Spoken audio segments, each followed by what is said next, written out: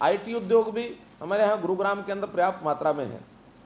लेकिन आज देश और दुनिया में उद्योग के नाते यदि आगे बढ़ेंगे तो आईटी उद्योग के बाद अगर कोई उद्योग आता है तो वो फार्मास्यूटिकल उद्योग ही आता है, दवा उद्योग ही आता है। लोगों को स्वास्थ्य की एक चिंता निश्चित रूप से अब होने लगी है। हेल्थ कॉन्शियस अब हर आदमी हो गया है।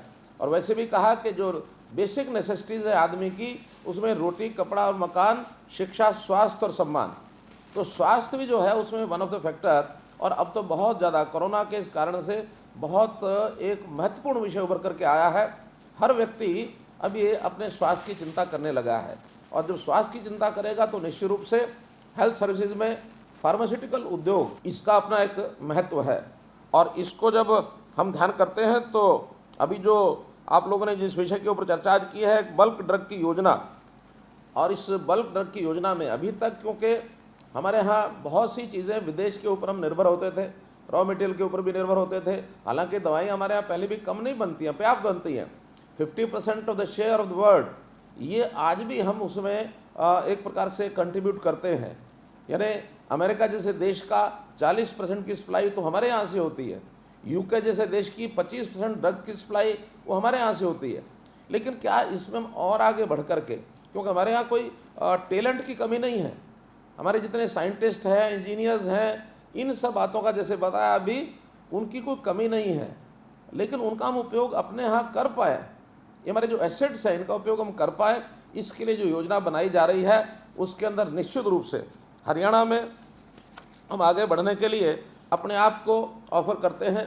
हरियाणा जितनी भी दिशाओं में आगे भले होगा, लेकिन स्कोप बहुत ज़्यादा है, और उस स्कोप के नाते से हम हर प्रकार के इन्वेस्टर को अपने यहाँ लाने के लिए तैयार हैं। पिछले 5 वर्ष के कार्यकाल के अंदर हमारे यहाँ पर्याप्त इन्वेस्टमेंट, लगभग 1.5 लाख करोड़ रुपए की इन्वेस्टमेंट हमारे यहाँ हुई है। रोजगार के लिए देने के लिए शिक्षा, ये हमारे यहाँ पर्याप्त है। जैसा बताया गया कि हमारे यहाँ 150 फार्मास्यूटिकल कॉलेजेस और इंस्टीट्यूशंस ये यहाँ हैं, अगर केवल फार्मेसी की मैं बात करता हूँ तो।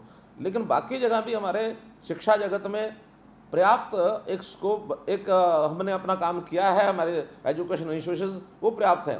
साथ ही एजुकेशन के साथ साथ स्किलिंग का भी हमने एक बहुत बड़ा यानी पैमाना अपने यहाँ रखा है। अलग से स्किलिंग की एक यूनिवर्सिटी बनाई है, ताकि केवल शिक्षा के कारण से आगे चीज़ नहीं बढ़ती, बहुत सी चीज़ों की एक्स्ट्रा स्किलिंग ये भी नौजवान को ज़रूरत होती है। उसका हमने उद्योग जगत के साथ एक तालमेल, समन्वय बैठा करके स्किलिंग का काम भी शुरू किया है, ताकि उद्योग जगत को किसी प्रकार की कोई कमी न आए। जो टेक्निकल है वो तो टेक्निकल के नाते आएंगे, लेकिन नॉन टेक्निकल स्टाफ जो होता है उसको भी एक अच्छी स्किलिंग दे करके हम जो है उसको आगे करने के लिए तैयार हैं।